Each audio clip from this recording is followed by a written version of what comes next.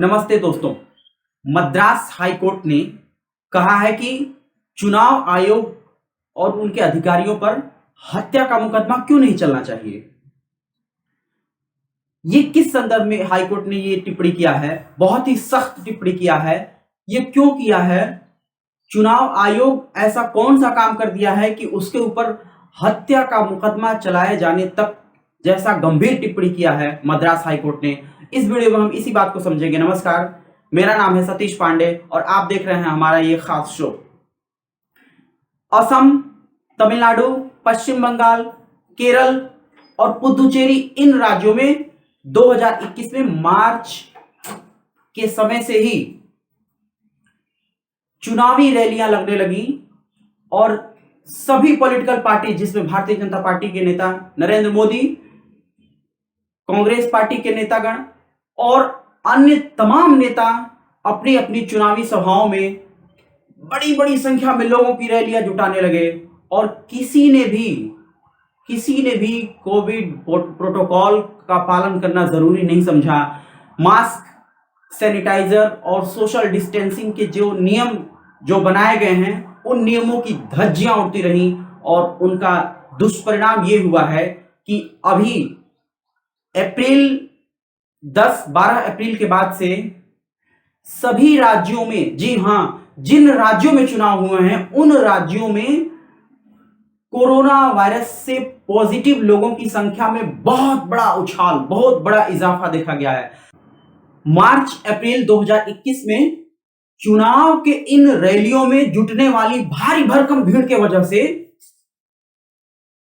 पुदुचेरी में 47%, जी हां, अभी हम 27 अप्रैल 2021 को ये वीडियो रिकॉर्ड कर रहे हैं आपके लिए, और इसके लगभग एक सप्ताह पीछे एनडीटीवी की एक रिपोर्ट के मुताबिक 47% पुदुचेरी में कोरोना वायरस से पॉजिटिव लोगों के संक्रमण होने के मामले बढ़े हैं। असम में 215% उछाल देखा गया है। तमिलनाडु में 58% की बढ़त हुई है। पश्चिम बंगाल में 86% की बढ़त देखी गई है और केरल में 130% मामले बढ़े हैं।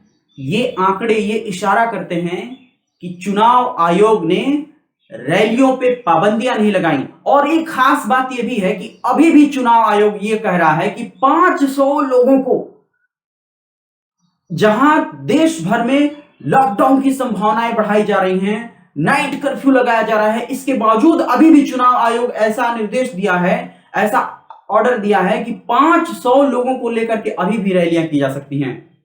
निश्चित तौर पे मद्रास हाईकोर्ट की यह टिप्पणी आज के समय में सोशल डिस्टेंसिंग का जो पालन बिल्कुल नहीं हो रहा है, उसमें बहुत मायने रखती है, बहुत कुछ सवाल पूछती है। आज के समय में लोकतंत्र में जो आम लोग हैं, उनमें बहुत बड़ी संख्या में लोग वेंटिलेटर पे हैं और जो तंत्र में काम करने वाले लोग हैं वो एयर कंडीशनर कमरों में हैं, वो ज्यादा सेफ और सुरक्षित हैं। आखिर इस लोकतंत्र में, जिसमें फ्री एंड फेयर इलेक्शन होना उसकी एक खासियत है, एक विशेषता है, इसमें कौन असुरक्षित महसूस कर रहा है? अब सवाल उठता है कि इसका एक समाधान क्या हो सकता था।